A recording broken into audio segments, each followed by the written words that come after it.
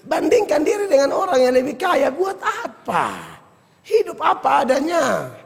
Geser-geser di TikTok baru. Bapak lihat Nagita Slavina pun tas nih bapak. Bapak bilang, oh dia pelaki Raffi Ahmad, lu pelaki beta. Dia pelaki pun Instagram, kali tahu berapa puluh juta. Ketong nilai Facebook hanya 5, itu ketong pun keluarga semua. Satu nonton di kamar sebelah, satu di sebelah, satu ada makan rujak. Wey, live, keren kakak, cantik, macan. Macan, mama cantik, pagan, papa ganteng. Hanya dong pungling. Lebih paksa lihat Slavina, siapa? Nagita pun. Dia masker sampai 1.000 masker. Kau punya 4 tahun belum ganti. Andia kalau orang susah bulu sakit terus, masker main kucak the wings pakai ulang, kucak the wings pakai ulang. Dia penggantungan tas yang Louis Vuitton mungkin 7 jutaan. Gantungan kunci. Tak usah lihat sandong. Di salon tukang salon beliau mau bikin kemana? Ke Agnes Mo. Lu ini kan Agnes Nenotek. Tak usah. Puaslah dengan dirimu. Aman. Apa ya ada? Suami-suami, bini sulia apa? Angkat tutup saja apa? Makan sudah. Jangan angkat bilang, mak. Kan dilihat daun ubi. Senin labu. Selasa tuh buah papaya. Rabu kangkong. Kamis sayur manis. Sekarang ini lagi. Main daun. Masangka be kambing kok. Daun mulu. Lu kata gua kambing. Lara, bapak bertobat. Buka, tutup kembali. Doa. Aman. Doa. Lain makannya ucapan syukur. Tak usah tingkah. Apa lesan bawa penghasilan di dalam rumah. Waktu saudara bilang tanya makan dia apa tuh bini hanya lihat begini. Kamu nanya. Banyak. Lu nih tanya bilang makan dia apa. Kamu nanya nih kamu ada bawa. Kamu membawa-bawa kan tidak ada. Kamu hanya bertanya-tanya tidak membawa-bawa. Mau tanya enak. Surat makan apa ya ada.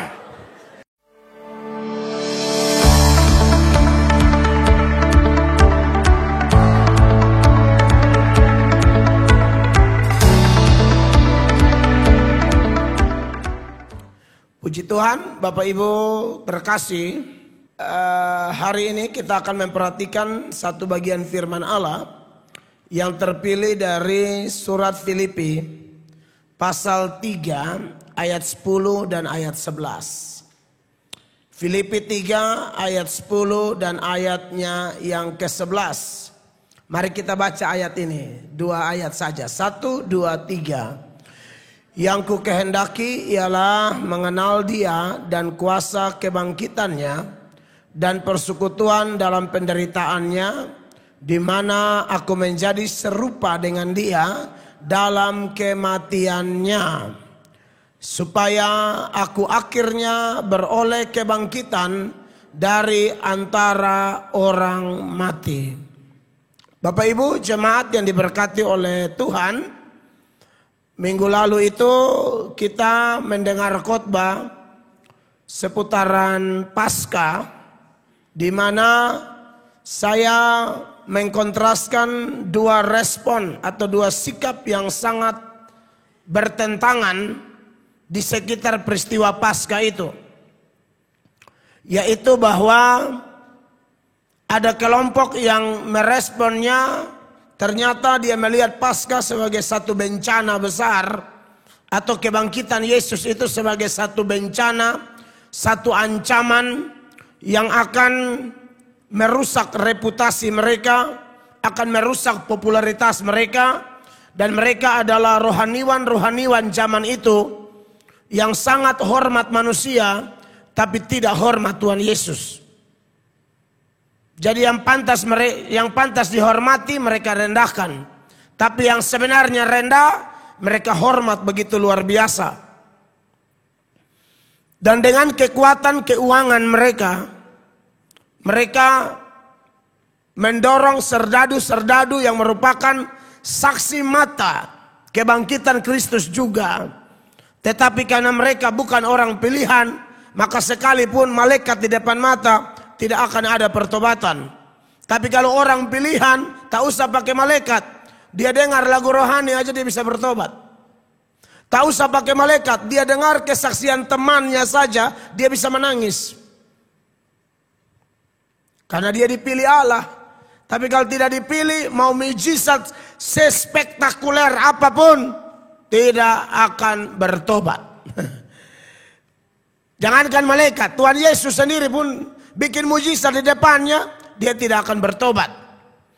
Dan itu sudah terjadi di dalam kitab suci. Sampai Tuhan Yesus mengecam beberapa kota yang paling banyak terjadi mujizat, tapi tidak ada pertobatan di sana. Nah, itu tanda-tanda orang tidak dipilih Allah. Kalau orang dipilih Allah selalu punya kesaksian. Dia merenungkan tidak ada satupun yang terjadi di hidup ini secara kebetulan. Seluruh detail kehidupannya dikendalikan oleh Sang penguasa dunia akhirat, yaitu Tuhan Yesus. Tapi seperti kota-kota yang dikecam oleh Tuhan Yesus itu ya, di dalam Matius pasal 11 mulai ayat 20, Bapak Ibu lihat di sana kecaman Tuhan Yesus kepada orang-orang yang banyak lihat mujizat, dapat berkat, tetapi tidak ada keputusan untuk bertobat. Lalu Yesus mulai mengecam kota-kota yang tidak bertobat. Sekalipun di situ ia paling banyak melakukan mujizat-mujizatnya. Iya, terus? Celakalah engkau Korasim, celakalah engkau Betsaida, karena jika di Tirus dan di Sidon terjadi mujizat-mujizat yang telah terjadi di tengah-tengah kamu, sudah lama mereka bertobat dan berkabung. Iya, jadi kelompok kafir saja kalau lihat mujizat Tuhan Yesus, mereka bertobat. Tapi kalian nih yang di sekitar Israel tetapi jahat luar biasa. Nah, serdadu-serdadu itu saksi mata. Lihat mujizat tetapi mereka tidak bertobat. Malahan mereka menyebarkan ajaran sesat. Dan dampaknya sangat luas, saudara-saudara. Sampai di zaman Matius menulis surat saja, itu ajaran masih tersebar. Bahkan teolog William Hendriksen yang kita kutip minggu lalu itu dia bilang, bahkan berita bohong itu masih berpengaruh sampai abad 20. Jadi kurun waktu 2000 tahun orang Yahudi dibodohi dengan berita palsu bahwa Yesus tidak bangkit. Mayatnya, jenazahnya dicuri oleh pengikut-pengikutnya. Tidak ada kebangkitan. Masih ada orang Yahudi yang percaya. Berarti mereka bekerja keras, mereka habis-habisan, sampai dampaknya begitu luas dan begitu bertahan lama. Padahal yang menjadi penggerak, yang menjadi pendorong untuk mereka melakukan itu, yang pertama uang besar, jumlah uang besar yang dikasih kepada mereka. Dan yang kedua ada jaminan dari imam-imam itu kepada mereka, kamu jangan takut. Nanti kalau Pilatus tanya, kita yang omong, kalian pasti lolos. Ini, pergi, sebarkan di mana-mana. Dia tidak bangkit. Jadi dua hal itu menjadi pendorong mereka bekerja keras. Dan tentu kontras dengan kita ya. Kalau kita tidak dibayar pakai uang, uang itu tidak ada apa-apanya. Kalau dibanding dengan harga yang kita dapat. Alasan kenapa kita memuliakan Allah. Dengan tubuh kita, tenaga kita, waktu kita untuk kepentingan kerajaan Allah. Alkitab berkata, kita itu telah dibeli dan harganya telah lunas dibayar. Bapak Ibu jemaat, harga paling mahal di dalam diri kita itu bukan barang-barang yang kita pakai, tapi nyawa kita itu paling mahal. Paling mahal itu nyawa kita. Harta kekayaan apapun tidak dapat menandingi harga satu nyawa. Makanya di Mazmur 49 mulai ayat 7 sampai ayat 9, perhatikan ayat-ayat ini. Mereka yang percaya akan harta bendanya dan memegahkan diri dengan banyaknya kekayaan mereka. Terus? Tidak seorang pun dapat membebaskan dirinya atau memberikan tebusan kepada Allah ganti nyawanya. Kenapa? Karena terlalu mahal harga pembebasan nyawanya dan tidak memadai untuk selama-lamanya. Jadi nyawa itu terlalu mahal. Mau punya harta berapa banyak saja, kumpul semua harta di dunia, bahkan seluruh kekayaan di dunia tidak dapat menandingi harga satu nyawa. Apalagi semua nyawa, mulai dari nyawa Adam sampai nyawa manusia terakhir, itu dibayar semua, khususnya mereka yang percaya pada Yesus sebagai Tuhan dan Juru Selamat. Satu nyawa saja begitu mahal sampai seluruh kekayaan dunia tidak dapat menandinginya. Apalagi 10 nyawa, 20 nyawa, 30 nyawa, dan seterusnya. Makanya kalau saudara ke negara-negara luar begitu, khususnya yang saya tahu Amerika misalnya dan Australia, itu mereka terlalu menghargai yang namanya nyawa. Jadi orang-orang tua itu pemerintah bisa biayai orang supaya urus itu orang. Pokoknya apalagi yang veteran-veteran perang itu dirawat, biaya negara untuk mereka sangat besar. Dan banyak orang-orang Indonesia di Amerika itu yang kerjanya itu. Satu orang $7.000. Ada yang 6.000 sampai 7.000. Satu orang sah. Satu rumah orang Indonesia itu kamarnya banyak, itu pasien banyak di dalam. Karena pemerintah sangat menghormati. Biar jalan sudah tak miring-miring, tapi itu diperhatikan oleh negara. Karena itu Amerika itu dibangun di atas percaya kepada Allah. Jadi saudara-saudara yang diberkati oleh Tuhan Yesus, mungkin pemikiran itu turun dari kitab suci yang melihat nyawa terlalu berharga. Bahkan saya pernah bilang, bahkan nyawa orang gila pun yang sudah kerasukan setan, Yesus rela pindahkan setan-setan itu ke dalam 2.000 babi. Dan pemilik babi maki-maki Tuhan Yesus, tidak ada masalah. Yang penting ini nyawa dibebaskan. Berarti nyawa itu terlalu mahal, saudara-saudara. Makanya di bagian lain di Matius 16 ayat 26, Tuhan Yesus bilang apa? Apa gunanya seorang memperoleh seluruh dunia tetapi kehilangan nyawanya? Dan apakah yang dapat diberikannya sebagai ganti nyawanya? Tidak ada yang bisa menggantikan nyawa itu. Maka dari itu anak Allah menjelma menjadi manusia untuk bayar nyawa-nyawa kita yang terancam. Sangat mahal. Tidak ada yang cicil-cicil, lunas. Makanya dalam 1 Petrus 1 ayat 18 dan 19 Petrus bilang begini, saudara-saudara. Sebab kamu tahu bahwa kamu telah ditebus dari cara hidupmu yang sia-sia, yang kamu warisi dari nenek moyangmu itu, bukan dengan barang yang fana, bukan pula dengan perak atau emas. Lalu dengan apa? Melainkan dengan darah yang mahal, yaitu darah Kristus yang sama seperti darah anak domba yang tak bernoda dan tak bercacat.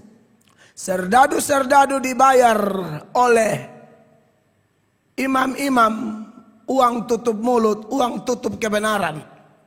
Kita dibayar pakai darah Yesus Kristus. Kalau yang dibayar pakai uang begitu semangat, saudara dan saya yang dibayar pakai darah Yesus, masa semangatnya kalah sama orang-orang yang menyebarkan ajaran sesat hanya gara-gara mereka punya banyak duit. Harusnya kita lebih dahsyat. Amin. Karena kita dibayar lunas, tidak cicil-cicil, cash. 1 Korintus 6 ayat 20, 1, 2, dan 3. Sebab kamu telah dibeli dan harganya telah lunas dibayar. Karena itu muliakanlah Allah dengan tubuhmu. Tubuh kita harus dipakai untuk kemuliaan Allah. Itu tubuh, itu jiwa, itu roh. Sudah dibayar semua. Bukan milik kita lagi. Jadi kalau mau pakaiin tubuh, lihat Alkitab. Tuhan suruh bikin bagaimana. Itu maksudnya. Sederhana sekali. Di bagian lain dia bilang, persembahkan tubuhmu sebagai persembahan yang hidup, yang kudus, dan yang berkenan kepada Allah. Itu adalah ibadahmu yang sejati. Liturgi ibadah semua gereja termaksud di sini. Tapi kalau tidak ada persembahan hidup, tidak sejati. Persembahan yang sejati adalah pemberian hidup kita kepada Tuhan. Karena sudah dibayar, hidupmu bukan milikmu lagi. Hidupku bukan milikku lagi. Masih ingat apa yang Paulus katakan dalam Galatia pasal 2, mulai ayat 20. Galatia 2 ayat 20 dikatakan, namun aku hidup, tetapi bukan lagi aku sendiri yang hidup, ya, melainkan Kristus yang hidup di dalam aku. Dan hidupku yang kuhidupi sekarang di dalam daging adalah hidup oleh iman dalam Anak Allah yang telah mengasihi aku dan menyerahkan dirinya untuk aku. Itu kalau orang yang paham bahwa hidupnya sudah dibayar, dia tidak akan hidup semau gue. Dia tidak akan bilang, kan uang saya. Tidak, itu bukan uangmu. Kita datang dan telanjang, pulang dan telanjang. Kau tidak punya apa-apa. Itu semua pemberian. Tidak ada kita punya apa-apa. Siapa yang bisa klaim dan dia punya apa-apa? Tidak ada. Kita semua diberi titipan-titipan lalu kita kelola untuk kepentingan Tuhan dan sesama, bukan? 1 Timotius 6 ayat 7 bilang, kamu lahir tidak bawa apa-apa, kau mati tidak bawa apa-apa. Nah, kau punya apa? Tidak ada. Perhatikan. Sebab kita tidak membawa sesuatu apa ke dalam dunia, dan kita pun tidak dapat membawa apa-apa keluar. Ya, kalau orang tidak kenal Allah yang omong begitu saya paham. Tapi kalau Anda yang kenal Allah, jangan coba-coba omong begitu. Kau lupun doi. Bukan lupung cu. Amin, kekasih Allah. Kita tidak punya apa-apa. Ayub yang kaya raya, paling kaya di zamannya, Tuhan sapu kasih habis sampai anak-anak semua habis. Ayub bilang, aku datang dengan telanjang, aku kembali dengan telanjang. Tuhan yang memberi, Tuhan yang mengambil, terpujilah nama Tuhan.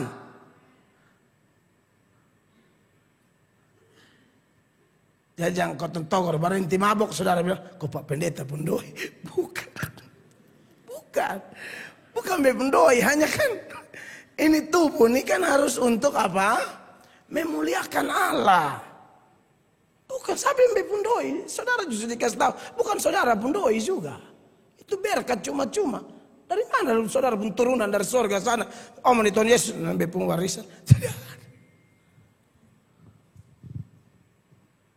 Kalau orang tidak kenal Tuhan, dia tidak mengerti ini. Dan Bapak Ibu yang kenal Tuhan, semua Bapak Ibu mau melawan apa? Tidak. Ini firman benar. Amin. Sebab kita tidak membawa sesuatu apa ke dalam dunia, dan kita pun tidak dapat membawa apa-apa keluar.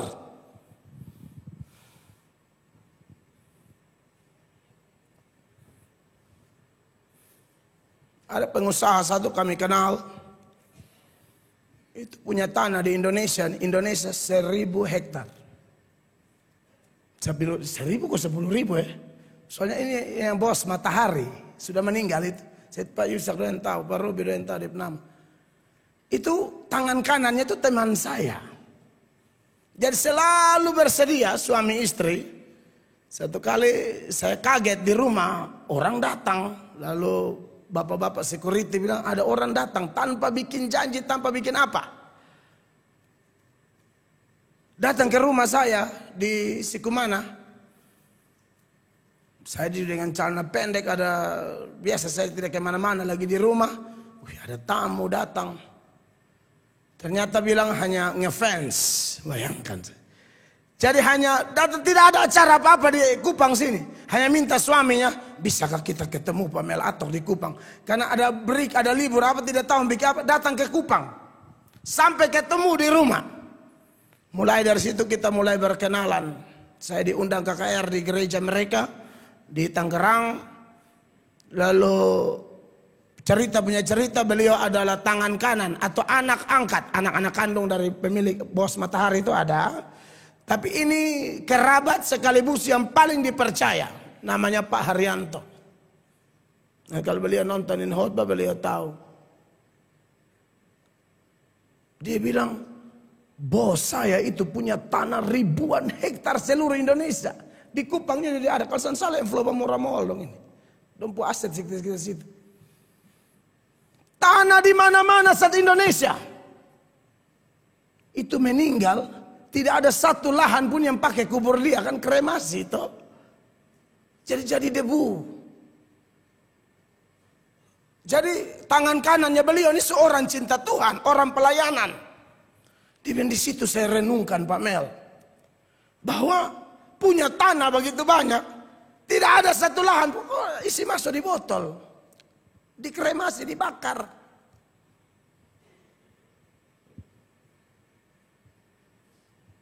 Jadi memang kita ini tidak punya apa-apa, itu kesimpulannya.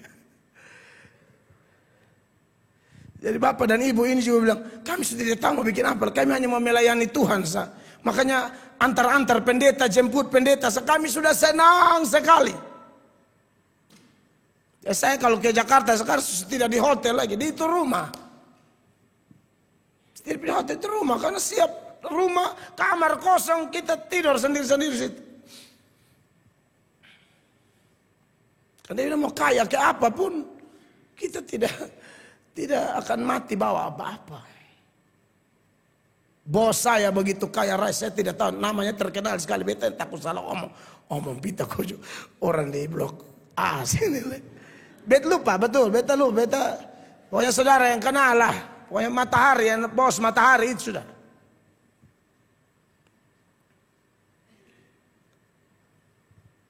Jadi, Bapak Ibu terkasih, kita bersyukur ya, orang sebarkan ajaran sesat karena ini, tapi kita dibayar oleh darah Yesus Kristus. Mereka dijamin, kamu aman, Pilatus tidak bikin apa-apa kau. Kita juga, Yesus bilang, aku menyertai engkau sampai kesudahan zaman. Amin, kekasih Tuhan. Dan kita tidak perlu khawatir apa-apa. Yang paling orang khawatir paling banyak itu ya uang. Maria Magdalena dan teman-teman, ya mereka diberkati dan mereka justru kasih keluar uang untuk pekerjaan Tuhan. Beda dengan serdadu-serdadu. Nah, saudara-saudara, jadi kontras itu begitu tajam dan berkaitan dengan nats kita hari ini. Filipi 3 ayat 10 dan 11. Kalau seseorang mau maksimal di dalam menyebarkan berita yang asli, berita yang benar, yaitu kebangkitan Yesus Kristus itu, maka orang itu harus mengalami, harus mengenal dan mengalami kuasa kebangkitannya. Itu tema kita pada malam ini. Mengenal Dia dan kuasa kebangkitannya. Tanpa itu orang tidak bisa maksimal menjadi penyebar ajaran yang benar.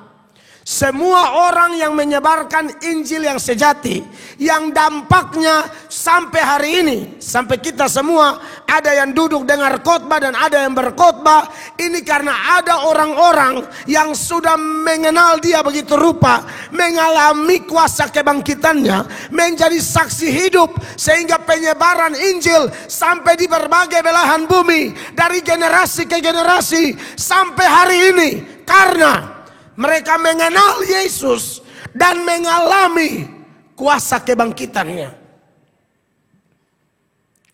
Salah satu penginjil yang sangat all out, penginjil yang rela bayar harga sangat mahal demi tersebarnya Injil adalah Paulus, penulis Filipi ini. Dan ternyata rahasianya, Paulus punya keinginan yang kuat untuk mengenal Dia dan kuasa kebangkitannya. Kalau Maria Magdalena adalah orang pertama yang melihat kebangkitan Yesus, atau Yesus yang bangkit itu menampakkan diri kepada orang pertama adalah seorang perempuan, yaitu Maria Magdalena. Kalau kita hitung-hitung ya agak wajar, karena Maria juga memang setelah dilepaskan dari 7 roh jahat itu, dukung pelayanan Tuhan Yesus gila-gilaan. Dan kesetiaan Maria Magdalena dan perempuan-perempuan itu luar biasa. Disalib, murid-murid laki-laki tidak ada, mereka ada. Dikubur, murid-murid laki-laki yang mulut besar itu tidak ada, mereka ada. Pada hari kebangkitan, mereka juga ada di situ. Makanya seorang teolog bilang begini, di dalam kasih karunia Allah, mereka yang setia yang pertama-tama menikmati kemurahan Tuhan. Dalam hal ini melihat kebangkitan Yesus. Tapi bagaimana dengan Paulus? Jahat luar biasa. Dia menjadi yang terakhir mendapatkan kesempatan melihat Yesus yang bangkit. Makanya dalam tulisannya di 1 Korintus 15 dia berikan daftar orang-orang yang mengalami penampakan Yesus yang bangkit itu. Dan yang paling terakhir adalah dia yang paling prematur, seperti bayi yang dilahirkan sebelum waktunya. Mulai ayat 8 dan seterusnya. Perhatikan 1 Korintus 5 mulai ayat 5 maksud saya. Bahwa ia telah menampakkan diri kepada Kefas dan kemudian kepada ke-12 muridnya. Iya. Sesudah itu ia menampakkan diri kepada lebih dari 500 saudara sekaligus. Terus. Kebanyakan dari mereka masih hidup sampai sekarang. Amin. Sekarang di sini waktu surat ditulis ya, saudaranya bilang, dong di mana Pak? 2 di sini, di Kolhua sini, di bawah mata 2, 3 di Tablolong. Sekarang waktu surat ditulis. Bukan sekarang kita baca ini mereka masih hidup. Terus. Tetapi beberapa di antaranya telah meninggal. Ya. Selanjutnya ia menampakkan diri kepada Yakobus, kemudian kepada semua rasul. Dan yang paling akhir dari semuanya, ia menampakkan diri juga kepadaku, sama seperti kepada anak yang lahir sebelum waktunya. Kenapa Paulus menyebut? Karena Paulus rasa tidak layak. Kalau Maria Magdalena setia lalu dapat itu wajar. Saya ini aniaya pengikutnya, tapi dapat kesempatan itu. Makanya ayat 9 dia bilang begini. Karena aku adalah yang paling hina dari semua rasul, bahkan tidak layak disebut rasul, sebab aku telah menganiaya jemaat Allah. Iya, kalau orang setia lalu dapat berkat, wajar. Ini kita jahat. Hantam gereja, hantam pekerjaan Tuhan, tahu-tahu diselamatkan. Dapat anugerah perubahan. Ini kan luar biasa. Tapi itulah matematika Tuhan. Perjanjian baru dan perjanjian lama itu membeda. Kalau perjanjian lama ya kau salah habis, kau baik dapat berkat. Itu saja. Tapi perjanjian baru, sulit. Itu penjahat di sebelah Yesus itu tidak buat apa-apa, semua mereka mati, bertobat, mengaku. Yesus bilang hari ini kau masuk surga, hari ini. Saya di mana kau di situ. Itu luar biasa itu. Tuhan Yesus punya cara penilaian matematikanya Tuhan Yesus di perjanjian baru tuh kadang-kadang bikin kita tak kaget-kaget. Kita semua nih kalau beri persembahan, itu kan Tuhan lihat. Ya, makanya Yesus mengerti itu, dia suka kasih lihat orang. Tapi kan zaman dulu masih ada orang pamer-pamer. Kok peti di muka sini nah. Peti persembahan, sekarang bersyukur amplop, dia kan tahu dia isi berapa. Saya nonton film Tuhan Yesus itu. Ini kotak persembahan. Itu orang yang mau taruh persembahan. Ada yang emas batangan, ada yang apa. Itu taruh tuh angka. Sama angka. Itu mungkin penggambaran. Mungkin karena pendekatan bahasa Yunani apa segala macam waktu itu.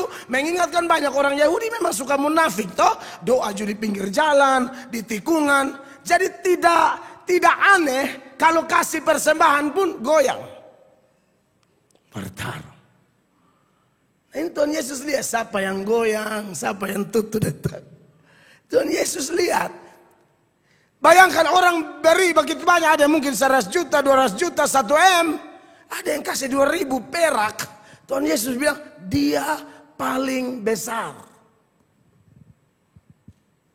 Tapi kalau saya yang nilai, saudara yang kasih 2.000 tetap paling kecil ya. Ini ada. Saudara jangan.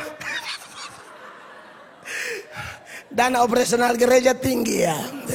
Sampai omong begini paling besar. Stop, bertobat kau. Operasional gereja 1 bulan 30 juta lu sembarang.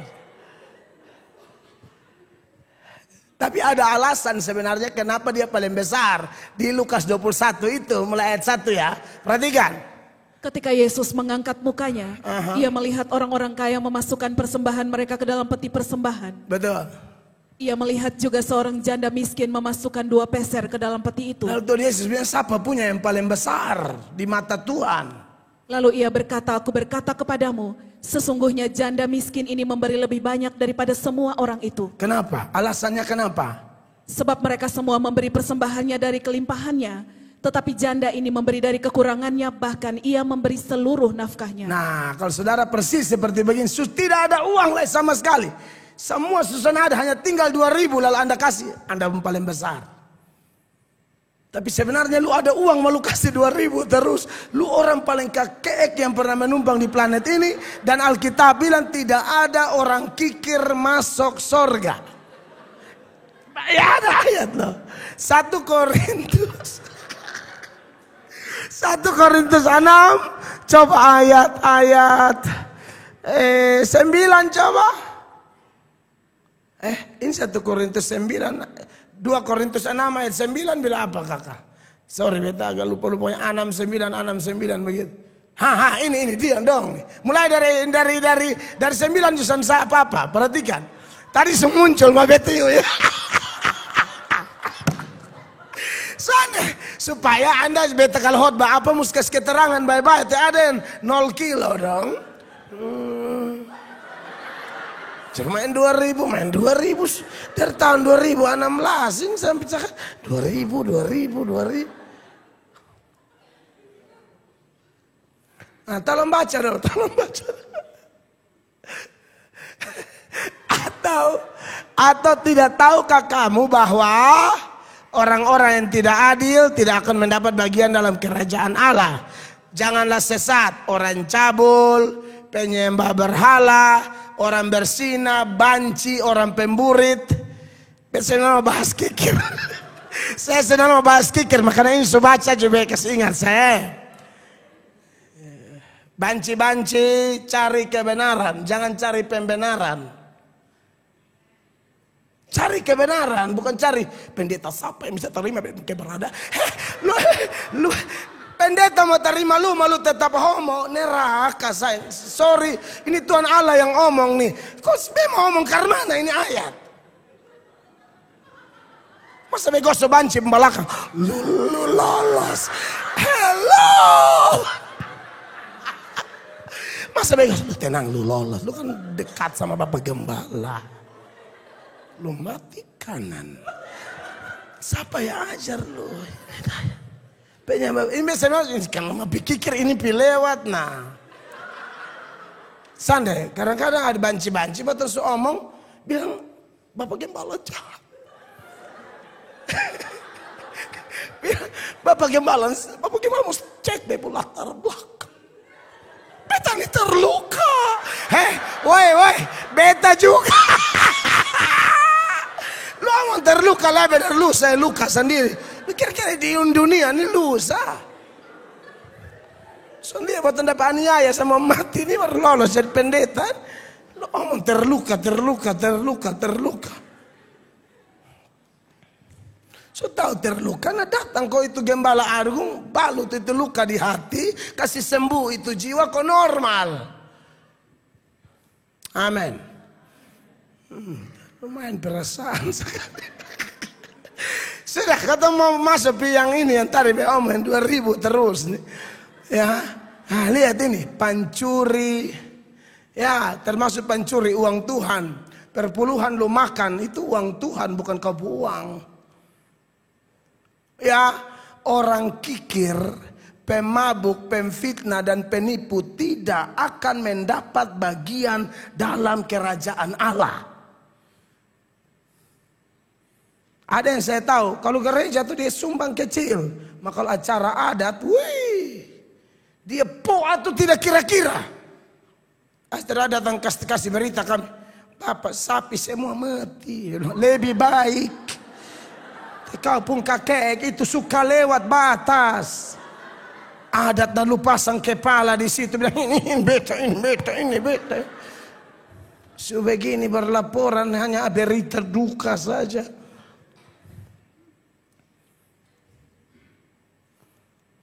Nah itulah matematika Tuhan. Kalau saudara tidak punya apa-apa tapi Anda tetap memberi pemberianmu terbesar. Maka itunya kita sering contohkan jemaat Makedonia tuh miskin tapi mau memberi, itu terlalu dahsyat itu jemaat. Ya. Nah, saudara-saudara dan khusus orang-orang kaya tadi memberi salahnya karena pamer itu.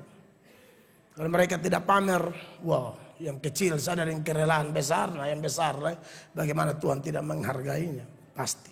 Nah, oleh karena itu, jemaat yang diberkati oleh Tuhan Yesus dikaitkan dengan pengalaman Paulus ini. Dia yang paling akhir, aniaya jemaat yang harusnya dimurkai, tetapi justru diselamatkan.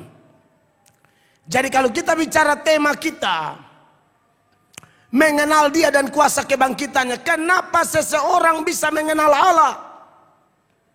Cara satu-satunya orang bisa kenal Allah menurut ajaran Kristen, caranya cuma satu, yaitu Allah sendiri yang memperkenalkan diri Allah kepada kita. Tanpa itu kita tidak bisa kenal Dia. Bagaimana Abraham bisa kenal Allah? Allah lah yang memperkenalkan diri kepada Abraham. Bagaimana Musa bisa dipakai? Allah lah yang berinisiatif mengangkat dia. Begitu pula dengan Daud, Petrus, Andreas, Yakobus, Yohanes, termaksud Paulus, termaksud saya dan saudara. Amin. Kita bisa mengenal Allah karena Allah lebih dahulu memperkenalkan diri kepada kita semua. Karena teologianya Kristen begitu. Teologianya dari atas ke bawah. Allah cari manusia.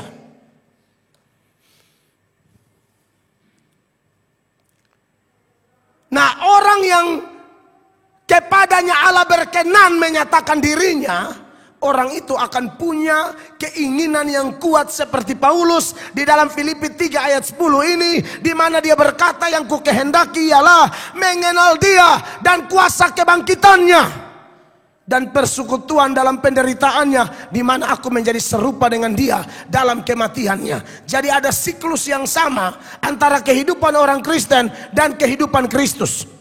Kristus lahir, melayani, menderita, mati, dikuburkan, bangkit, naik ke sorga. Anak-anak Tuhan juga begitu. Dalam pelayanan kita, dalam pengiringan kita, keputusan kita untuk mentaati Allah, seringkali kita mendapatkan tantangan-tantangan, penderitaan dari dalam maupun dari luar. Bahkan mungkin kita bisa mati karena dibunuh oleh sebab Injil. Tapi ingat, sebagaimana Yesus mati dan bangkit, kita pasti bangkit. Amin. Sebagaimana Yesus naik ke sorga, kita pasti naik ke sorga. Itu siklus kehidupan orang Kristen, seperti siklus Kristus ketika dia menjelma menjadi manusia. Jadi kita sama dengan Tuhan Yesus. Nah, oleh karena itu perlu kita berusaha sungguh-sungguh mengenal Tuhan supaya kita kuat ketika mengalami itu semua. Tanpa pengenalan yang kuat akan Tuhan tidak bisa. Makanya Paulus bilang, saya mau mengenal Dia dan kuasa kebangkitannya. Sebelum saya mengalami kebangkitan, saya harus menderita dulu. Makanya dia lanjut, dan persekutuan dalam penderitaannya. Sebagaimana dia menderita, aku menderita. Lalu dikatakan, di mana aku menjadi serupa dengan Dia dalam kematiannya. Ada tafsiran yang mengatakan, oh ini dia mau mati seperti Yesus mati di Golgota. Itu tafsiran pertama. Tapi tafsiran kedua ialah dia mau mati terhadap dosa sebagaimana Yesus mati terhadap dosa. Tafsiran kedua yang lebih tepat. Di dalam persekutuan, dalam pengenalan akan Allah, dia mau serupa dengan Kristus, mati terhadap dosa. Bukan mati karena dosa, dia mau mati terhadap dosa. Nah, saudara-saudara, supaya apa? Ayat 11 mengatakan, supaya aku akhirnya beroleh kebangkitan dari antara orang mati. Kita semua ini mati, tapi kita akan bangkit. Jadi kita yang hari ini pernah bersedih karena kerabat kita, suami, istri, anak, orang tua, kakak, adik meninggal. Asal dia orang percaya, dengar, dia akan bangkit.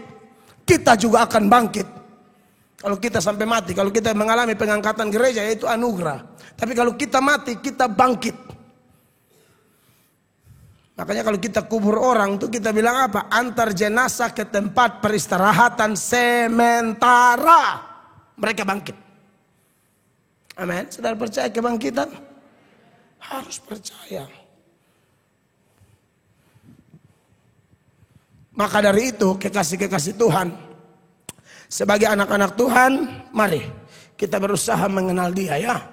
Mengenal Allah itu harus ada usaha. Alkitab bilang tidak kenal Tuhan binasa. Ya, maka kita harus berusaha mengenal Tuhan. Tuhan sudah memperkenalkan diri kita, respon balik kita cari Tuhan habis-habisan. Makanya di dalam Hosea 6 ayat 3. Ini ayat tentang mendorong kita bagaimana mengenal Allah tuh usaha dong. Marilah kita mengenal dan berusaha sungguh-sungguh mengenal Tuhan. Amin. Ia pasti muncul seperti fajar. Ia akan datang kepada kita seperti hujan. Seperti hujan pada akhir musim yang mengairi bumi. Perhatikan bagian depan ayat itu. Marilah kita mengenal dan berusaha sungguh-sungguh mengenal Allah. Saudara, mengenal Allah itu harus ada usaha. Saya hari Rabu kemarin, saya KKR di kota Jayapura. Dan biasa kalau saya di luar begitu tuh, waktu pas saya nonton kembali pendeta-pendeta hamba Tuhan yang non pendeta tapi memang punya karunia berkhotbah. Saya nonton kembali khotbah mereka di Facebook saya. Dan saya diberkati kemarin dengan yang hari Rabu. Semua diberkati, tapi ini karena contohnya pas, ini ayat dengan khotbah yang hari Rabu. Pembicara dari PD Gemit, Pak Talmon Selan. Seorang pengkhotbah yang bagi saya senior. Karena saya belajar khotbah dari mereka. Sebelum saya kenal pendeta-pendeta, penulis-penulis. Sebelum masuk sekolah teologi, saya punya sekolahnya di Persekutuan Doa Gemit. Begitu. Jadi saya tahu pelayanan itu dari Gemit. Makanya saya dengan Gemit susah dipisahkan. Sekalipun mungkin ada orang-orang tertentu yang berusaha memisahkan, akan susah. Karena kami punya komitmen yang kuat. Komitmen secara rohani. Bukan komitmen biasa. Makanya kenapa saya di mana-mana pasti ada kerjasama dengan Gemit. Dia khotbah. Lalu saya baca ini ayat, saya ingat kembali khotbahnya dan apa yang dia angkat berkaitan hal-hal praktis, contoh keseharian dalam pelayanan beliau itu ternyata mirip dengan saya juga atau beberapa hamba Tuhan lain yang punya pengalaman pelayanan yang sama. Ada orang-orang yang kita jumpai itu tidak pergi gereja bisa 12 tahun. 5 tahun, 4 tahun. Ada juga 1 tahun ya 2 kali saja. Pasca, lalu Natal. Lalu dia tidak pergi lagi. Padahal untuk ke gereja itu tidak makan waktu, tidak sampai 2 menit. Karena jalan kaki saya sampai. Karena rumah dan gereja begitu dekat. Tapi tidak sudi dia mau ke gereja. Kalau doa-doa begitu dia selalu bilang, cepat-cepat, jangan lama-lama. Menyanyi-menyanyi begitu dia bilang cepat-cepat, jangan lama-lama. Tapi orang begini nanti pas sakit, aduh, semua yang datang tuh dia minta doa. Itu yang diangkat oleh Pak Talmon itu. Saya pikir-pikir, benar juga loh. Mereka tidak pernah gereja. Kalau kita yang sulati baca Alkitab tiap pagi saat teduh. Ya suatu saat kita begitu, kita bukan munafik. Memang itu lifestyle saya. Dari belum sakit sampai sakit sama. Yang ini nih, dari sehat, doa pendek-pendek saja. Angkat lagu juga pendek-pendek saja. Di gereja orang menyanyi juga tanganga saja. Tapi nanti, biasanya ini yang sekali susah karat, susah lang infus keliling. Kawan kantor udah datang, ma Vince, doa. Itu contohnya Vince. Vince, doa. Vince mulai pimpin. Vince pulang, Om Kanor masuk. Om Kanor, doa. Semua dia minta doa. Lu mau pendoa bukan pendoa, lu harus doa buat saya. Doa itu begitu penting karena antara mati dan hidup. Kalau masih kuat-kuat penting di mana? Makanya saya harap saya berteriak dari minggu ke minggu nih, jangan ada Bapak Ibu yang begitu ya. Masih segar, masih kuat. Doa tidak penting. Nanti kalau susah karat menyanyi. Kidung jemaat. Nah kidung jemaat itu kan di pembait banyak. 318. Itu yang maha kasih. Yaitu Allah. Allah pengasih. Pun bagiku. Aku selamatlah. Oleh kasihnya. Oleh kasihnya. Kepadaku walau dirantai oleh dosaku, walau dirantai tak terlepas, aku selamat. Wah, ulang leh, sudah 19 tambah leh lagu lihat saya. Kalau di gereja orang banyak terlalu banyak. Malah kalau sesaki ref terus, medley terus, sambung terus, sambung. Sampai semua mereka mati cuma masih menyanyi Yahweh. Apa itu? Elohim dan seterusnya. Kita jangan munafik begitu ya. Saya tidak bilang tidak boleh, saya punya kekhawatiran. Karena saya lihat ada orang begitu, tidak semua diterima loh. Saul itu berteriak, Tuhan tidak jawab sampai Saul mati mengerikan. Kalau orang yang dipilih Allah beda kasus penjahat tadi. Tapi ada juga penjahat yang disalib Yesus itu kan ada dua. Satu diterima, satu tidak. Dua-dua minta selamat. Tapi yang satu minta selamat karena dipilih, lalu menyadari dosa-dosanya. Nah ini mantap, selamat. Tapi yang satu minta selamat tapi tidak mau bertobat. Kalau engkau anak Allah, selamatkan dirimu dan kami. Tidak ada jawaban bagi dia. Orang jahat itu tidak ada jawaban bagi dia.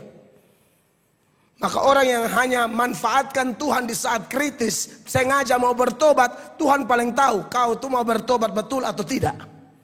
Karena saya sudah temui ulang-ulang, waktu sakit didoakan sembuh, hilang dari gereja, sampai tahu-tahu orang telepon, serangan jantung, mati mendadak.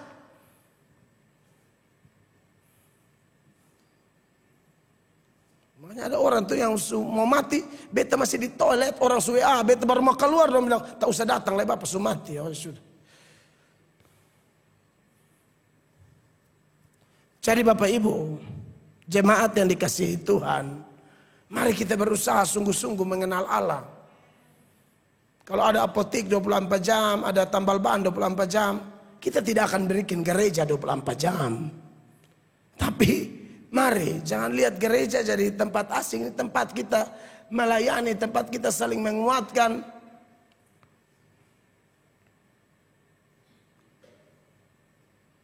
Terus berusaha kenal Tuhan melalui saat-saat teduh kita ya. Doa kita yang 30 menit, baca Alkitab itu hantam terus, saudara-saudara. Tingkatkan terus. Dan kita berharap ya kita jangan meninggal gara-gara sakit-sakit parah. Toh kita tentu merasa itu tidak mau. Siapa mau meninggal sakit parah? Ya makanya datang cari Tuhan. Kalaupun Tuhan izinkan pasti ada rencana Allah. Nah, omong-omong tentang mengenal Allah. Kata mengenal itu kan kalau bahasa Ibraninya yadah. Yadah. Bahasa Yunaninya ginosko. Itu seperti orang merit. Nikah. Orang kawin.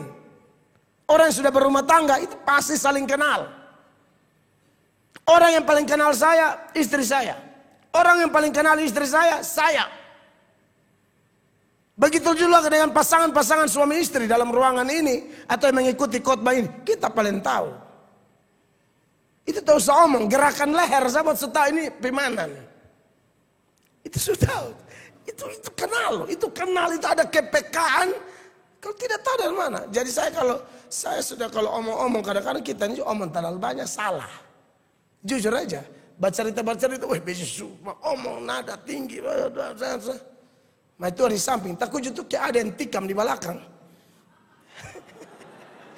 Mati tendes dan jari telunjuk, orang sana akan tahu, saudara sana akan tahu kalau beta ini ada karena tikam. Emang tuh tendes, gitu, kan, benar, wih susah lah nih pasti ada, susah lah omong atau waktu setelah lama. Itu bilang, Bapak pancing lah, ini om juga akan semakin jadi. Nah, maka mau tekan. Begitu. Serius saudara, ini yang sunika yang mengerti. Makanya lu pacaran tuh. Yang masih pacaran, cari babae ya. Pacaran juga jangan terlalu cepat. Pacaran agak lama sedikit, 1 tahun kok, 2 tahun. Ya, yang lama-lama sih supaya kenal persis. Jam baru pulang dari gereja, kau tuh nikah.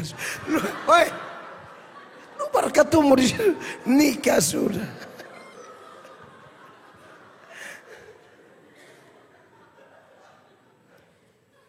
Iya kan?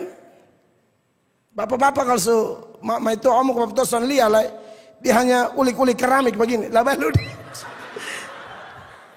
ini nih sama kayak ini simbol dari kalau air meleleh tutup keran. Nah ini lu tutup mulu, lu tutup mulu, lu omong terlalu melebar, lu tutup, tuh mantesan pakai omong.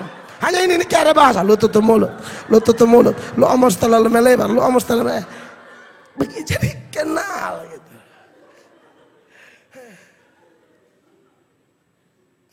Iya toh, bikin kopi apa, bikin teh, aku kan bisa tahu. Kutan di Amerika selain nginap di hotel, panitia bilang boleh juga tidur di rumah jemaat Pamel. Siap, beta son pilih-pilih, siap. Jadi ini keluarga semua ini kan pergi kerja, jadi itu rumah yang kita tinggal kayak kita per rumah begitu. Jadi itu mau mandi, bilang mak sebelum mandi bikin kopi dulu. Kopi hitam, beta paling suka kopi hitam. Itu buat. Bisa seomnya bilang bikin kopi, saya kasih tahu gula berapa, sendok berapa. Kok kita sudah hidup laki bini. 14 tahun nikah nih, bikin kopi, titik. Congcang. Om tua masuk mandi. Angka minum begini langsung pas. Angka pertama turun tuh langsung begini. Lu memang bini. Beliau diin kopi, dia bilang I love you, benar. Tapi terasa ini kan good news toh. Betul. Betul ngomong tua habis, itu cerita, nggak tahu. Tadi minum, tapi lu memang bini. I love you, coba you tahu kopi hitam lah. Dia bilang, weh memang dia suka kenal beta. Beta jujur ini beta bersaksi apa adanya. Beta bersyukur, oh, kenal saya ini orang. Dia kenal saya nih. Jangan minum pahit kau nih. Sudah nikah begini lama lu bodoh. Sudah tahu begini. Itu kan kecil. Iya kan? Makanya dia bilang pacaran agak lama Yang ketemu lah lu lihat deh tuh garam.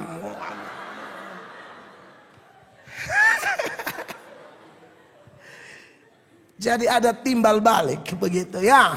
Ada pengenalan yang dalam. Nah, saudara-saudara, ketika Tuhan memperkenalkan diri Tuhan kepada Paulus, Paulus punya komitmen menghendaki supaya dia mengenal Tuhan lebih lagi. Dan tema itu yang kita angkat, yang kiranya Tuhan menolong jemaat semua untuk juga mengalami hal yang sama.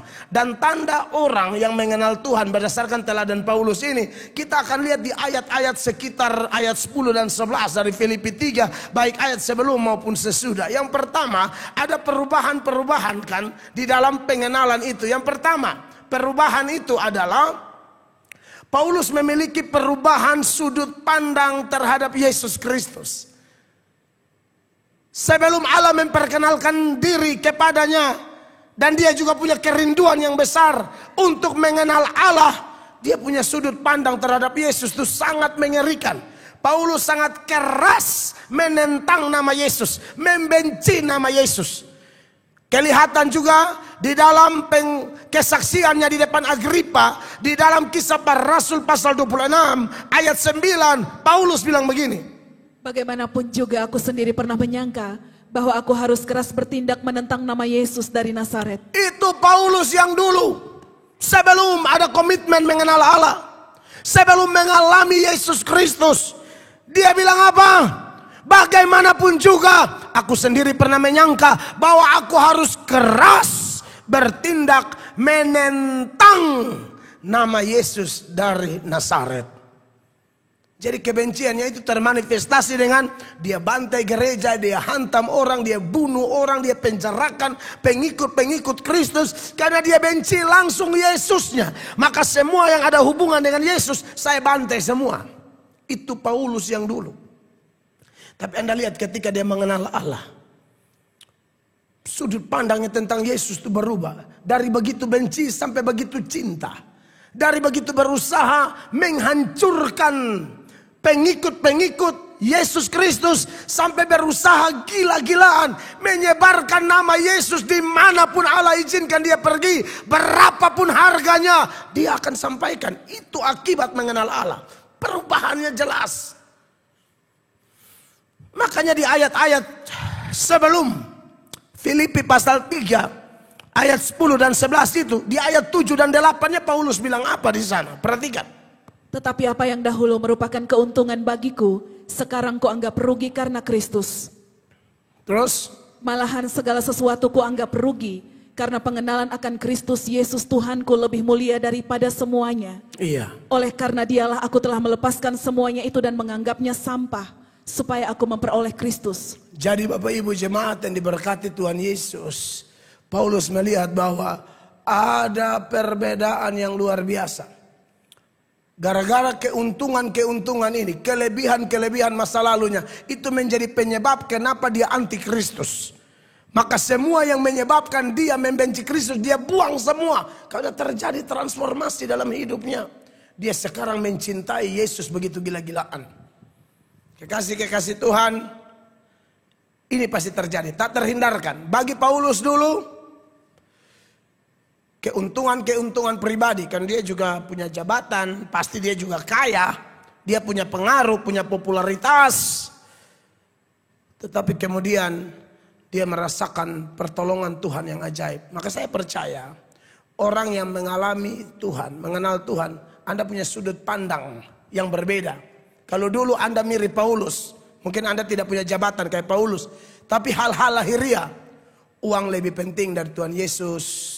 Kerja lebih penting dari Tuhan Yesus, materi lebih penting dari Tuhan Yesus, popularitas lebih penting dari Tuhan Yesus. Tuhan Yesus Anda geser di nomor 50, nomor 60, nomor 100 dengan tujuan supaya Anda bisa naik.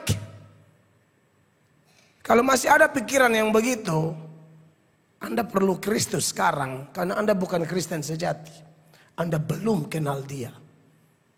Karena sudut pandangmu tentang harta itu jauh lebih tinggi dari Kristus. Seperti Paulus, ada hal yang lebih penting dari Kristus.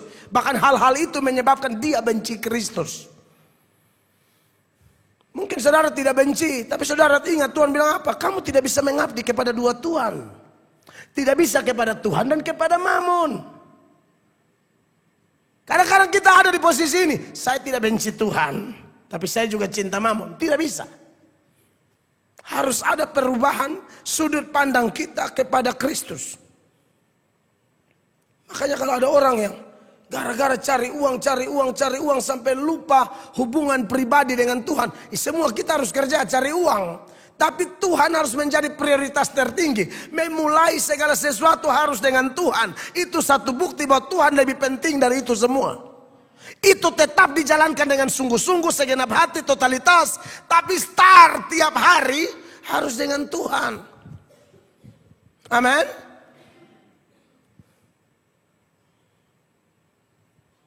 Ini penting kekasih-kekasih Tuhan. Kalau tidak nanti bahaya. Orang bisa lihat uang, dan uang ini yang paling bahaya kan. Banyak orang yang mau jadi kaya sampai korbankan iman. Dia tidak peduli mau celaka, mau apa. Dia tidak peduli resiko yang mungkin terjadi. Lihat uang, lihat harta, lihat peluang. Langsung hilang itu semua. Kemungkinan resiko yang pahit-pahit. Mungkin pernah dia pikir, makanya lihat uang seperti hilang. Nanti sudah kena baru kaget. Saya banyak cerita juga dengan koruptor-koruptor kadang di penjara. Mereka bilang, kami lihat uang tuh ngeri Pak. Ini di saat mereka sudah dipulihkan loh ya. Ada titik perenungan di penjara. Memang ketong dulu rakus. Uang negara, uang rakyat kita sapu semua. Tapi puji Tuhan ada yang sadar. Dan buat saya ini luar biasa. Tapi di situ mereka bersaksi. Awal lihat itu, oh Yesus tuh geser. Padahal mereka ada yang majelis, mereka ada yang ini itu geser.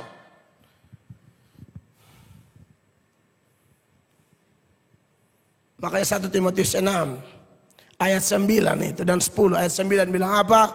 Tetapi mereka yang ingin kaya terjatuh ke dalam pencobaan, ke dalam jerat dan ke dalam berbagai-bagai nafsu yang hampa dan yang mencelakakan. Ngeri. Yang menenggelamkan manusia ke dalam keruntuhan dan kebinasaan. 10. Karena akar segala kejahatan ialah cinta uang. Sebab oleh memburu uanglah beberapa orang telah menyimpang dari iman dan menyiksa dirinya dengan berbagai-bagai duka.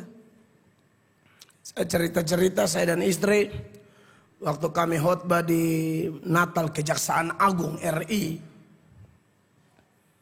Lalu kan saya berteman baik dengan ibu istri gubernur kita. Jadi kita bawa WhatsApp, kita bawa ketemu di Hotel Grand Mahakam di sekitar situ. Lalu berceritalah dengan Ibu Yuli. Dalam cerita itu, saya suka kalau ketemu orang-orang politik, saya bilang, saya ini tidak mungkin main politik. Pokoknya entah bicara bagaimana sampai kepada saya omong begitu. Saya ini tidak mungkin main politik. Besok komitmen jadi pendeta, besok mau jadi anggota dewan, son mau apa-apa. Lalu Ibu Yuli bilang, betul Pak Mel, ada pendeta sudah diberkati luar biasa. Diberkati pelayanannya, diberkati Pak Mel. Tiba-tiba kepingin main politik. Kelihatannya dia jadi, tapi sebelum lantik mati. Kita yang komitmen jadi pendeta nih, jangan main-main. Kecuali memang ada panggilan khusus, malu jangan tidak ada panggilan khusus, dia bilang, ini khusus. Sampai bawa-bawa nama Tuhan lah, penglihatan lah. Karena ada pendeta yang penglihatan toh. Tuhan bilang aku yang menang. Aduh, tahu-tahu dari berapa nomor, misalnya ada 4, bagi dia nomor terakhir. Itu kan bikin malu. Kampanye pendeta semua. Tuhan sudah bicara dengan keras. Serius. Tapi aku berani sekali. Beta jujur, sampai pokoknya buat beta. Kalau Tuhan mau bicara langsung, terima kasih Tuhan, itu istimewa banget. Buat beta, Alkitab lebih dari cukup. Lebih dari cukup. Jadi kampanye itu karena yang mau calon ini pendeta, semua pengkhotbah habis. Sorga akan dibukakan. Saudara, jangan terlalu percaya. Beta ini juga fasilita, bisa rangkai kata yang enak sekali. Tapi Anda mesti dewasa, belajar firman. Jangan terlalu terpengaruh dengan kata-kata indah. Babanting diri. Apa? Mau bikin takut siapa?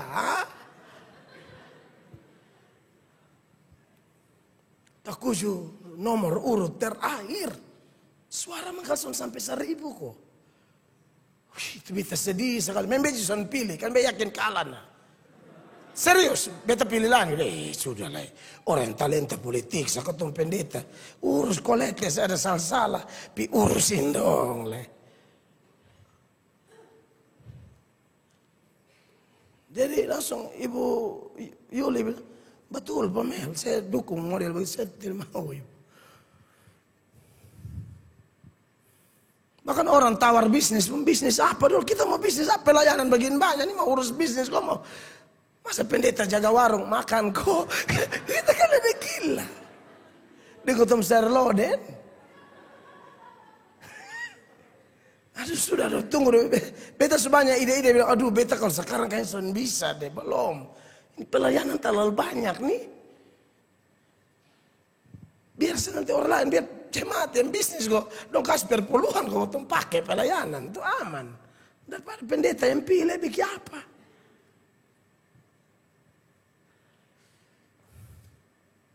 Ada pendeta yang gereja son maju, wih buka toko terus. Gereja son maju. Buka toko. Sampai itu hari Minggu sudah membuka. Bayangkan, pendeta sampai buka hari Minggu. Saya tidak mengerti lah. Saya tidak melarang ya. Banyak juga yang bilang, ya kan kita seperti Paulus dong, andalan cara kutip aja. Emang lupa hati ke Paulus betul? Kutip sembarang, lu ke Paulus betul atau tidak? Mau kutip apa-apa tuh selaraskan dulu.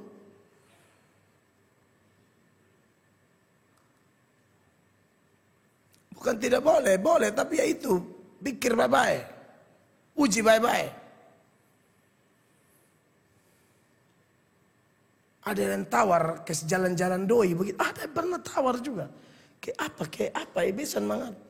Oh, kayak MLM dong, kok apa pembarang. Sorry ya, bet kalau salah omong mak. Kayak punya kekes begitu nanti bilang, kau tahu ada cabang berapa, kayak cari nasab. Sudah jangan gila dong. Sekarang udah ada tangkap kiri kanan gara-gara urusan begitu dong. Sorry, paling betul tuh mau simpan doi di bank, titik. Itu atau ada berangkas kunci. Atau corden batako tuh, masa orang titip pica. Coba. Jangan bikin aneh-aneh atau ada bisnis-bisnis yang jelas-jelas lah. Piara babi kok cek-cek juga. Kadang-kadang yang ikut jaga tuh yang angka satu ekor sudah lupa itu. Ketinggalan 6. Bapak kepelupa karena anakku memang 6. Padahal 16. Dia sampai 10. Bukan soal boleh, malah yang pasti-pasti apa? Pokoknya beta belum mampu lah. Sudah mampu. Saudara yang khawatir dengan uang, sampai uang geser Tuhan Yesus, Tuhan kasih ingat kita hanya untuk menjamin bahwa Tuhan itu setia. Tuhan bilang, tak usah jadi hamba uang, yang jadi jaminan saya sendiri. Pernah baca itu Ibrani 13 ayat 5. Itu ayat bilang apa? Janganlah kamu menjadi hamba uang, dan cukupkanlah dirimu dengan apa yang ada padamu.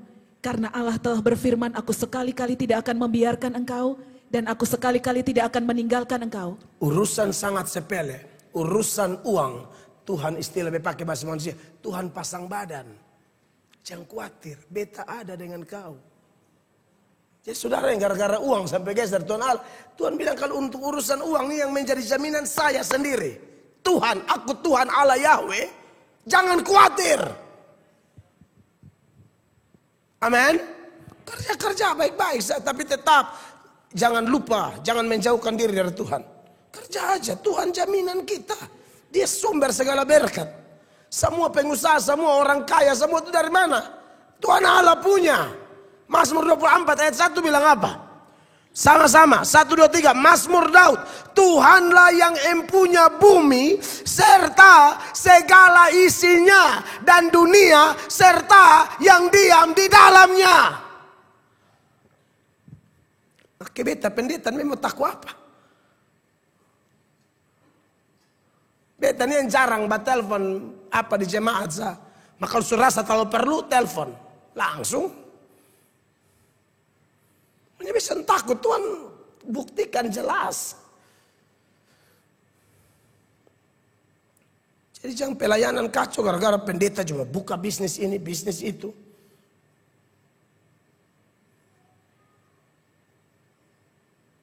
Ya dia bilang tidak boleh, tapi pikir baik-baik. Kalau ada pelayanan yang lebih penting, prioritaskan pelayanan, itu belakangan. Itu yang mau saya tekankan, kekasih Tuhan. Ya, jadi perubahan tentang sudut pandang Kristus tuh, dia lihat Kristus lebih penting dari semua kemegahan itu. Maka kita juga harus melihat dengan cara yang sama. Kristus lebih penting. Amin, kekasih Tuhan. Yang kedua berkaitan dengan doktrin keselamatan yang Paulus pegang begini lama, yaitu selamat karena mentaati Taurat. Itu pun berubah saat dia mengenal Tuhan. Makanya di ayat 9 dikatakan demikian.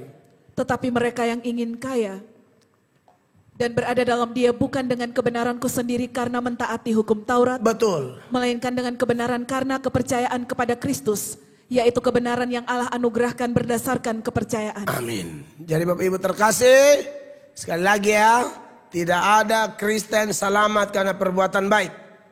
Kalau orang yang mau selamat karena perbuatan baik, masuk surga karena perbuatan atau mentaati hukum-hukum, maka dia harus sempurna.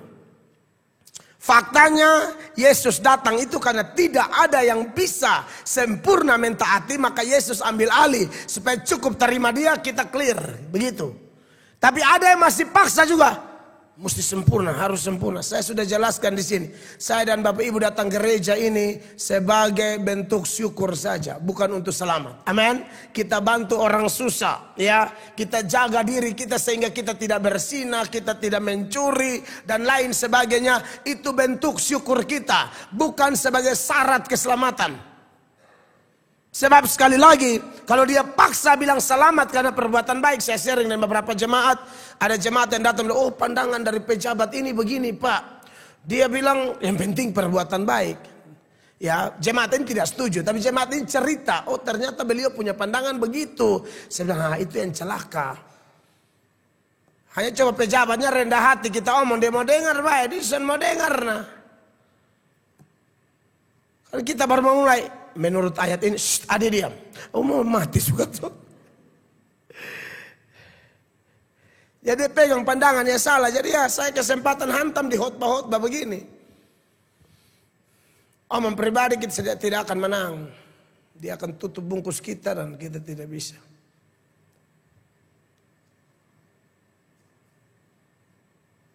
Lebih baik bantu-bantu orang. Ada juga yang bukan pejabat. Sinterklas kesiangan. Bantu-bantu orang gereja apa yang penting menolong. Sampai gereja. Alkitab bilang apa? Bikin 9, 1 salah, salah semua. Kau bantu orang tapi tidak kuduskan hari Sabat, salah. Saya tidak bisa bilang gereja tidak penting. Kok gereja cuma 2 jam saja. Tuhan kasih kesempatan 2 jam kita bersekutu, berat di apa? Jangan bilang gereja tidak penting, tidak boleh itu. Tapi kalau kita sudah dalam Yesus, sekali lagi kita tidak pakai pemikiran-pemikiran bodoh seperti itu. Karena kita semua selamat karena anugerah. Yang ketiga, tanda orang mengenal Tuhan adalah mengalami Tuhan, mengalami siklus seperti yang Tuhan alami. Yang ketiga, dia sudah selamat tapi tidak pernah rasa diri sempurna. Nah, ini keren. Artinya dia tidak puas dengan kerohaniannya. Dia tidak merasa bahwa oh saya sudah paling hebat. Gereja saya paling sempurna. Pendeta saya paling sempurna. Saat teduh saya paling sempurna. Pelayanan saya paling sempurna. Itu tidak ada di otak orang yang mengenal Allah. Kalau sampai ada harus bertobat. Paulus dulu menganggap dirinya sempurna sebelum kenal Tuhan. Ditandai dengan apa? Dia bilang dalam mentaati hukum Taurat, aku tidak bercacat. Dalam Filipi pasal 3 ayat 6 itu. Paulus bilang apa di sana? Tentang kegiatan aku penganiaya jemaat. Tentang kebenaran dalam mentaati hukum Taurat, aku tidak bercacat. Itu dulu sebelum dia kenal Tuhan. Tapi setelah kenal Tuhan, setelah dia bahas ayat 10 dan ayat 11 di Filipi 3 ayat 12 dia bilang begini, saudara-saudara. Bukan seolah-olah aku telah memperoleh hal ini atau telah sempurna. Iya. Melainkan aku mengejarnya kalau aku dapat juga menangkapnya. Karena aku pun telah ditangkap oleh Kristus Yesus. Bukan seolah-olah aku telah memperoleh hal ini atau telah sempurna. Berarti dia sadar dia belum sempurna. Kita itu anak Tuhan sempurna di sorga. Di dunia ini belum. Nah tanda orang seperti Paulus sudah tahu tidak sempurna. Maka dia kejar terus. Bukan sebaliknya. Saya tidak sempurna, saya tidak pergi. Jangan. Justru tidak sempurna itu kita mendekatkan diri supaya kita semakin dilengkapi. Kita lupakan yang lalu, kita kejar apa yang ada di depan kita. 13. Saudara-saudara, aku sendiri tidak menganggap bahwa aku telah menangkapnya, tetapi ini yang kulakukan. Aku melupakan apa yang telah di belakangku. Amin. Dan mengarahkan diri kepada apa yang di hadapanku. 14 sama-sama. Dan berlari-lari kepada tujuan untuk memperoleh hadiah. Yaitu panggilan surgawi dari Allah dalam Kristus Yesus. Dalam hal tertentu saya sudah ingatkan, puaslah. Puaslah dengan istrimu. Puaslah dengan suamimu. Puaslah dengan rumahmu. Puaslah dengan mobilmu. Puaslah dengan sofamu, TV-mu. Banyak yang tidak puas dan dia punya barang-barang di rumah. Karena terlalu keliling tetangga yang lebih kaya, dia lu stres. Keliling di tetangga sana. Itu hordeng, itu dong pegang son bagarak. Kau pun belum pegang angin sutiup. Bandingkan diri dengan orang yang lebih kaya, buat apa? Hidup apa adanya. Geser-geser di TikTok baru. Bapak lihat Nagita Slavina pun tas nih bapak. Bapak bilang, oh mau dipulaki Raffi Ahmad, lu pulaki beta. Dipulaki pun Instagram, kali tak berapa puluh juta. Katong nilai Facebook hanya 5, itu katong pun keluarga semua. Satu nonton di kamar sebelah, satu di sebelah, satu ada makan rujak. Wey, live. Keren kakak, cantik, macan.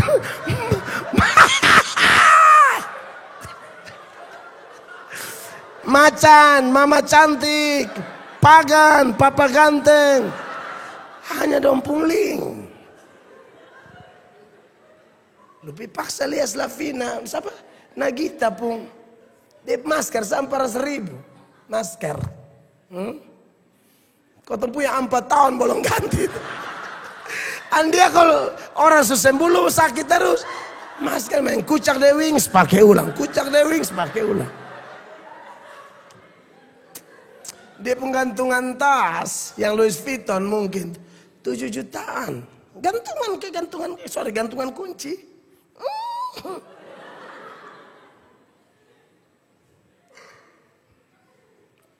Tak usah liasan dong. Di salon tukang salon beliau mau bikin kemana? Ke Agnes Mo. Lu ini kan Agnes Nenotek.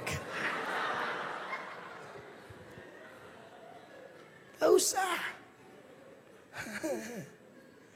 Puaslah dengan dirimu. Aman. Apa ya ada suami-suami bini sulia apa angkat tutu saja apa makan sudah. Jangan angkat bilang mak. Kan dilihat daun ubi. Senin labu, Selasa tuh buah papaya, Rabu kangkong, Kamis sayur manis. Sekarang ini lagi main daun. Masang kabe kambing kok, daun mulu. Lu kata gua kambing. Saudara, Bapak bertobat. Buka, tutup kembali. Doa. Aman. Doa.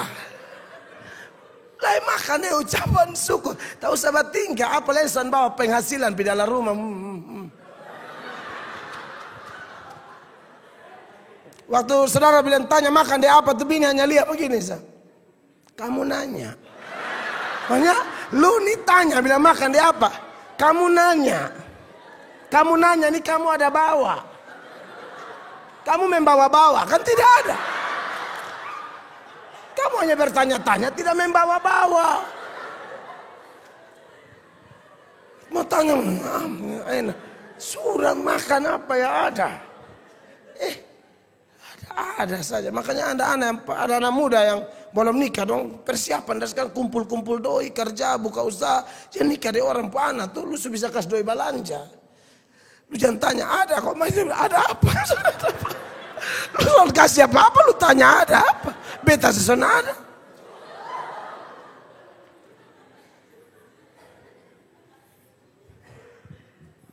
ada kok kerja amin. Orang punya anak tuh, bapak mama kasih makan, kasih besar, sugaga tuh lu mau datang mengai, modal. Amin anak-anak muda. Jangan lu datang baru tanya, ada apa? Saya punya Yesus. Bagiku hidup adalah Kristus. Dan mengenal dia serta kuasa kebangkitan. Apa sih maksudmu? Kutip-kutip ayat son cocok. Tapi untuk rohani tidak ada kata puas. Amin. Baca Alkitab, ibadah, doa, pelayanan tidak ada kata puas. Insu khotbah 3 kali capek nih, pinggang mau putus nih. Besok beton doa pagi, selesai doa pagi berangkat KKR di Soe. Pulang lagi ada persekutuan doa undang lagi. Kaum pria dan saya pergi. Khotbah son pilih-pilih. Asal pas waktu hantam. Tidak ada kata puas. Supi khotbah di Amerika jadiin PD-PD dan tak usah terima. Tidak bisa begitu. Kita hamba bukan bos.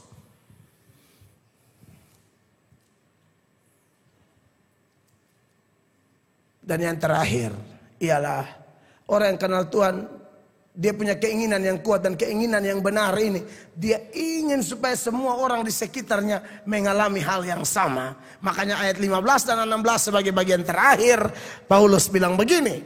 Karena itu marilah kita yang sempurna berpikir demikian. Amin. Dan jikalau lain pikiranmu tentang salah satu hal itu akan dinyatakan Allah juga kepadamu. Kata sempurna di sini tidak bertentangan dengan di ayat 12. Kalau di ayat 12 itu tidak sempurna, betul-betul dia merasa tidak sempurna. Tapi sempurna di sini sebenarnya artinya adalah matang. Maksudnya kita sedang bertumbuh terus menuju kematangan rohani. Itu maksudnya.